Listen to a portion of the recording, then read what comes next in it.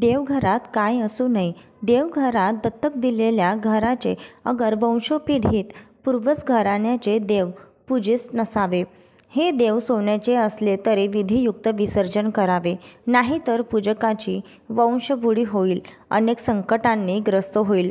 संसारी माणसाने देव्हाऱ्यात मारुतीचे पूजन करू नये, कारण मारुती बालब्रह्मचारी आहे आणि ब्रह्मचार्याच्या आदर्शातून शारीरिक शक्तीचा विकास करा असा संदेश देतो. त्यामुळे परिणामी वंश खंडित होण्याची शक्यता असते. शनीची तसेच शनियंत्राची पूजा देव्हाऱ्यात करू नये. सर्व जीवन संकटमय होऊन शेवटी उदासीनता वाट्याला येते. देवघरात कालभैरवाची पूजा निषिद्ध आहे, कारण कालभैरवाचा स्वभाव अतिशय कडक व उग्र आहे. पूर्वजांचे टाक बनवून देवघरात पूजेत ठेवू नये, कारण कोणत्याही घराण्यात जिवंत किंवा मृत स्त्री, पुरुष, कुलदैवत किंवा कुलदेवी असू शकत नाही. देवघरात म्हसोबा तसेच मुंजाची पूजा करू नये. कुलदैवताचे कृपाछत्र कुटुंबावर राहत नाही. शिवाय त्या मुंजास सद्गतीपासून पूजा करून बंधनात अडकल्यामुळे त्याचे फक्त शापच आपल्याला मिळतात. देव व मृत व्यक्ती यांचे समान पातळीवर पूजन करू नये. देवतांच्या फोटोच्या बरोबरीने आपल्या घरातील मृत झालेल्या व्यक्तींचे फोटो लावू नयेत. मृत व्यक्ती ना सद्गतींपासून वंचित होते व ती शाप देते. बिनदरवाजाची मांडणी नसावी. अनेक लोकांना पुस्तके वाचण्याचा छंद असतो आणि त्यांना आपल्याजवळ खूपशी पुस्तके असल्याचा अभिमानही असतो. पुस्तकं वाचण्याचा छंद ही खचितच चांगली सवय आहे, परंतु ही पुस्तके जर खोलीतील बिनदरवाजाच्या म्हणजेच उघड्या मांडणीत ठेवली गेली तर ती अशुभ ऊर्जा किंवा गुदमरून टाकणारे ऊर्जा निर्माण करते. ही अशुभ ऊर्जा या खोलीत राहणाऱ्या व्यक्तींसाठी खूप हानिकारक असते. कार्यालयातील अथवा घरातील पुस्तकांची बिनदरवाजाची मांडणी ही सुरी समान असते. वास्तुशास्त्रानुसार ही मांडणी नकारात्मक ऊर्जा बाहेर फेकत असते. या बिनदरवाजाच्या मांडणीमुळे खोलीत राहणारी व्यक्ती आजारी पडू शकते आणि कधीकधी हे आजारपण त्या व्यक्तीस जीवघेणेही ठरू शकते.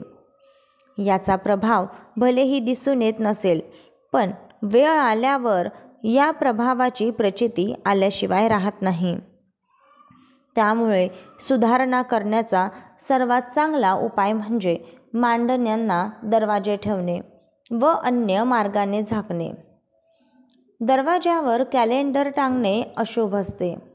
घराचा मुख्य दरवाजा किंवा कोणत्याही दरवाजावर पुढील किंवा मागील बाजूस आणि दरवाजाच्या मार्गामध्ये कॅलेंडर किंवा घड्याळ अजिबात टांगू नये. ते कुटुंबियांच्या दीर्घायुष्याच्या दृष्टीने प्रतिकूल ठरते.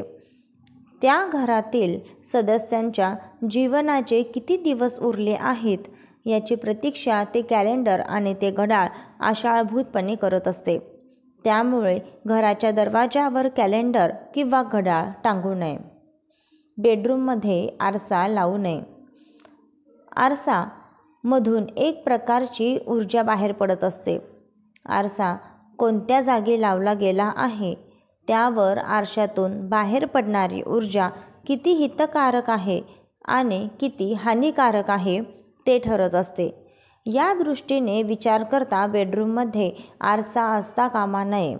विशेषतः पलंगासमोर आरसा मुळीच नको. त्यामुळे पतीपत्नीमधील वैवाहिक संबंध खूप ताणतणावीचे होतात.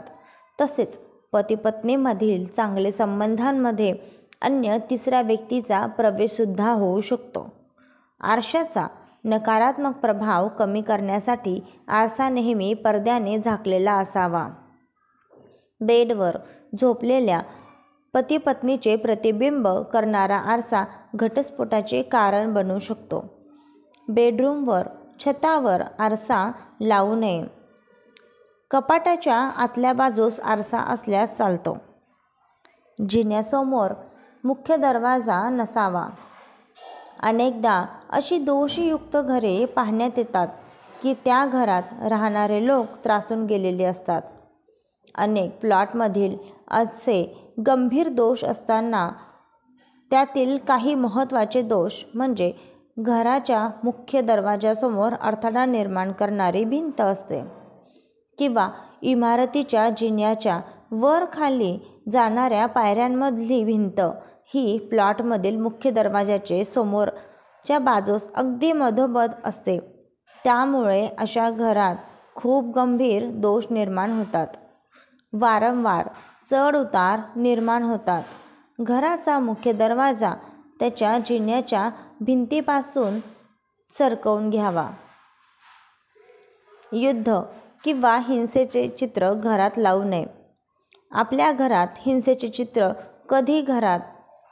कधीही घरात लावू नये. खास करून घरातील नैऋत्य दिशेच्या कोपऱ्यास हिंसेशी संबंधित कोणतेही चित्र वा पेंटिंग असता कामा नये, कारण हा कोपरा नात्यांशी निगडीत असतो. नैऋत्य दिशेला युद्ध किंवा जंगली प्राण्यांचे चित्र लावले असेल तर त्यामुळे आपल्या कुटुंबियांबरोबर आपले संबंधावर वाईट परिणाम होऊ शकतात. महाभारतातील दृश्य किंवा हत्यारांचे चित्र ही आपल्या परिवारावर भांडणे निर्माण करू शकतात. त्यामुळे प्रियजनांच्या संबंधात कटुता निर्माण होऊ शकते. एकत्र कुटुंबात हे चित्र नेहमी सासू-सुनांच्या होणाऱ्या भांडणाचे मुख्य कारण ठरते. अशी चित्रे घरात लावल्यास त्यातून मनात लढण्याची स्मृती निर्माण होते. म्हणून अशी चित्रे घरात लावू नये. घरात पूर्वजांचे फोटो कुठे लावावे? घरात पूर्वजांचे फोटो नैऋत्य दिशेच्या कोपऱ्यास किंवा पश्चिम दिशेलाच लावले पाहिजेत. असे केल्याने पूर्वजांचे आशीर्वाद मिळतात व तुमचा प्रपंच खूप सुख समाधानाचा व आनंदाचा होतो. सर्व घर गोकुळाप्रमाणे एक दिलाने नांदते. भांडणतंटे मतभेद शक्यतोवर होत नाहीत. स्वयंपाकघराची रचना कशी असावी? किचन घराच्या आग्नेय दिशेस असावे. किचन ओटा एल आकाराचा व पूर्वेकडे तोंड करून स्वयंपाक करता येईल असा असावा. किचन ओटा हा काळा कडप्पा किंवा संगमरवराने बांधलेला असावा. किचन ओट्याची उंची 32 इंची असावी. किचनमध्ये इलेक्ट्रिक वस्तू ह्या आग्नेय कोपऱ्यात ठेवाव्यात. एक सरळ रेषेत 3 दरवाजे नसावेत. कोणत्याही घरात एक सरळ ओळीत 3 दरवाजे असणे हा वास्तुशास्त्रानुसार प्राणघातक भौतिक दोष आहे, कारण या दरवाज्यातून जाणारी ऊर्जा अत्यंत वेगाने निघून जाते आणि अखेरीस या दोषामुळे घराच्या शेवटच्या खोलीत राहणाऱ्या व्यक्तींवर याचा अत्यंत वाईट प्रभाव पडतो. एका सरळ ओळीत 3 दरवाजे असल्याच्या या दोषातून मुक्त होण्यासाठी साधा, सरळ आणि सोपा उपाय म्हणजे मधल्या खोलीचा दरवाजा एका बाजूस सरकवून घ्यावा. 10. भाडेकरांनी वास्तुदोष कसा घालवावा? वास्तुदोष घालवण्यासाठी श्रीमंत माणसे घरे सहजपणे बदलवू शकतात किंवा त्यात तोडफोड करून आवश्यक फेरबदल करू शकतात. परंतु भाड्याच्या घरात राहणाऱ्या माणसांनी ही तोडफोड करता येत नाही. अशा वेळेस त्यांनी काय करावे? तर अशा वेळेस काही उपाय करता येतात. आपल्या आराध्य दैवताचे रोज स्मरण करावे. रोज सायंकाळी आपल्या घराच्या मुख्य दरवाजाजवळ दिवा लावणे.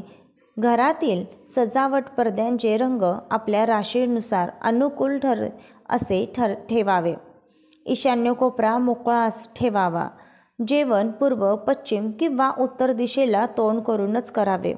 दक्षिणेकडे तोंड करून कधीही जेवण करू नये. तिजोरी किंवा कपाटाचे तोंड उत्तरेकडे असावे. घरासमोर कचऱ्याचा ढीग किंवा सांडपाणी सांडू देऊ नये. नैऋत्य कोपरा रिकामा ठेवू नये. ईशान्य कोपऱ्यात देवघर करावे.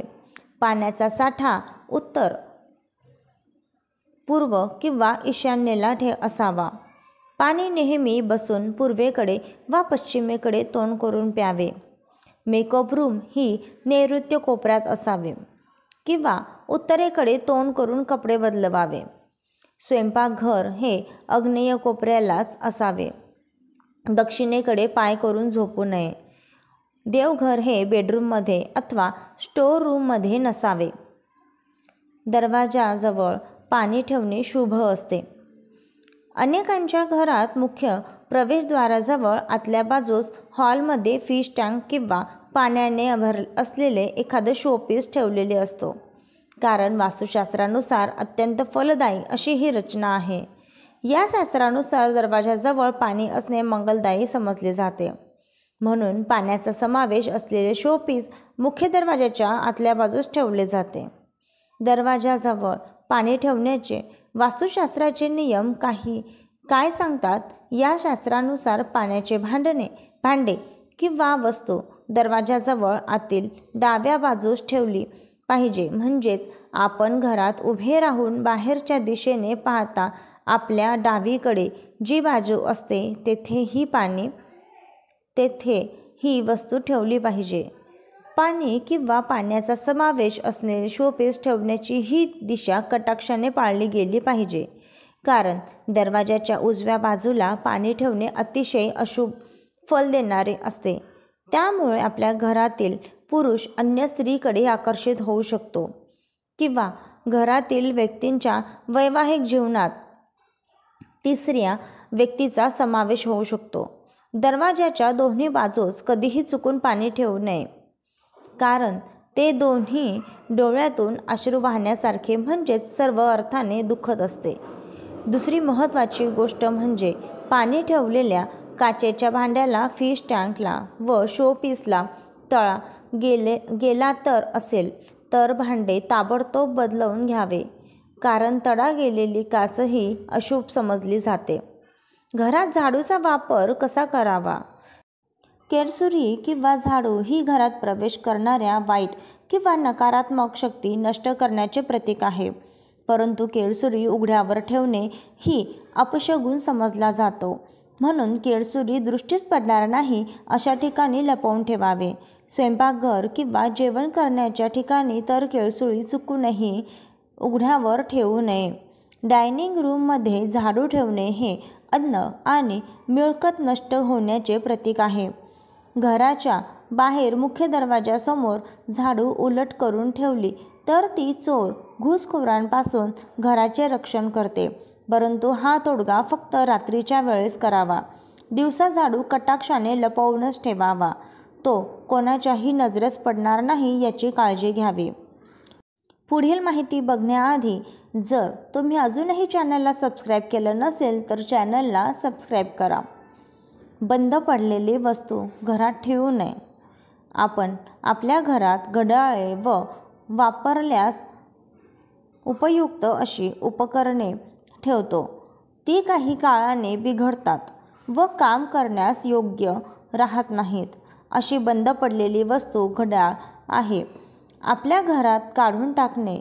जितक्या लवकर शक्य असेल तितक्या लवकर आपण यातून मुक्त व्हावे, कारण बंद पडलेली घड्याळे खूप नुकसानकारक आहेत. जुन्या घड्याळांमध्ये वा पिढ्यानपिढ्या चालत आलेल्या जुन्या उपकरणांमध्ये भावनिक संबंध गुंतवलेले असतात व हेच नुकसानकारक असते. म्हणून एक तर त्यांना पुन्हा दुरुस्त करून त्यांची उत्तम निगा राखावी, नाही तर सरळ फेकून द्यावे. घरात बासरी का ठेवावी? बासरी ही मुख्य दरवाजावर रिबिनीने लटकवावी असावी. त्यामुळे घरात, कार्यालयात व दुकानात शांती, संरक्षण आणि स्थिरता मिळते. बासरी बांबूचे प्रतीक आहे. ते सौभाग्याचे मानले जाते. घरात लाफिंग बुद्धाची मूर्ती का व कुठे ठेवावी?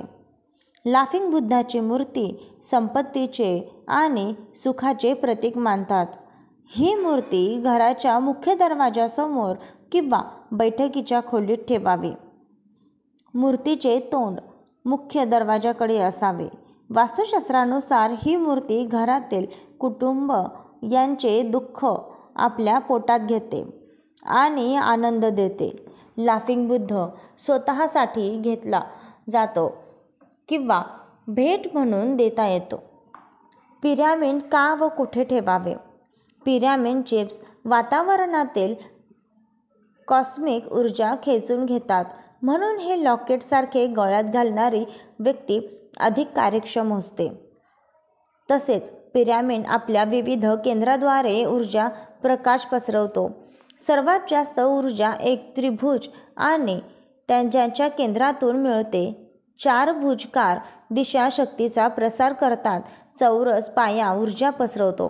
पिरॅमिड ठेवलेली पाण्याची बाटली पिरॅमिडच्या शक्तिप्रभावाने शक्तिशाली होते. या पाण्याच्या वापराने डोळ्यांचे तसेच इतर आजारही दूर होतात. पिरॅमिड निरनिराळ्या प्रकारात मिळतात. श्रीयंत्र पिरॅमिड, क्रिस्टल पिरॅमिड तसेच रत्नांचे पिरॅमिड. हा पिरॅमिड कॅश बॉक्समध्ये ठेवल्याने फायदा होतो. छोट्या पिरॅमिड खिशात ठेवल्यास मानसिक त्रास कमी होतो. अस्सल क्रिस्टलचे, रत्नांचे पिरॅमिड जास्त प्रभावी असतात. Crystal ball. क्रिस्टल बॉल हा नकारात्मक ऊर्जा पळवून लावतो. क्रिस्टल बॉल डायमंड कटची असावी. ही घराच्या कोणत्याही भागात लावता येतो. मुख्य दरवाजासमोर आरसा नसावा. अनेक घरांमध्ये मुख्य दरवाजाच्या अगदी समोर आरसा ठेवलेला असतो. अशा प्रकारे आरसा ठेवणे हे भाग्याच्या दृष्टीने नक्कीच हानिकारक होते, कारण यामुळे मुख्य दरवाजातून प्रवेश करणारी चांगली ऊर्जा प्रवर्तित होऊन मुख्य दरवाजानेच बाहेर निघून जाते. मुख्य दरवाजासमोर मोकळी भिंत अशुभ मानली जाते. म्हणून भिंतीच्या वर आरसा न लावता त्रिमिक प्रकाराचे विस्ताराचा आभास निर्माण करणारे निसर्ग चित्र लावावे. हे चित्र जंगलातून दूर जाणाऱ्या वाटांचे किंवा निमुळत्या होत गेलेल्या पायवाटांचे असावे. म्हणजेच पाहणाऱ्यांचे प्रतिकात्मकरिते अधिक विस्तार असल्याचा भास होईल. मुख्य दरवाजासमोर कोणत्या गोष्टी नसाव्यात. घराच्या दारासमोर जर झाड असेल तर मुलांना त्रास होतो व धन धान्य निघून जाते. रोगराई होण्याचे संभव असतात. रस्त्याचे एक टोक दारासमोर जर संपत असेल तर मालकास प्राणघातक गुलामीचे जीवन, आजारपण, सर्व गोष्टी हिरावून जाणे अशी अनर्थ घडतात. दारासमोर चिखल किंवा गटार असेल तर सर्व गोष्टी हिरावून घेतल्या जातात. दारासमोर वाहते पाणी असल्यास अचानक अधिक वायफळ खर्च होतो. दारासमोर देऊळ असेल तर घरात धनधान्याची कमी, घरातील मालकास त्रास व मुलांना त्रास आढळतो. दारासमोर पिलर असेल तर मालकाला त्रास व वाईट गोष्टींना वाव मिळतो. दुसऱ्या घराचा कोपऱ्या आपल्या दारासमोर असेल तर मृत्यू, भीती, डोक्यावर परिणाम होताना दिसतात. दारासमोर मोठा खड्डा असेल तर समोरच्याला भांडण्याचे कारण मिळते. आजची माहिती तुम्हाला कशी वाटली कमेंट करून नक्की सांगा. व्हिडिओ आवडला असेल तर व्हिडिओ शेअर आणि लाईक नक्की करा. चॅनलला सबस्क्राईब करायला विसरू नका. पुन्हा भेटूया पुढच्या माहितीसोबत. तोपर्यंत श्री स्वामी समर्थ.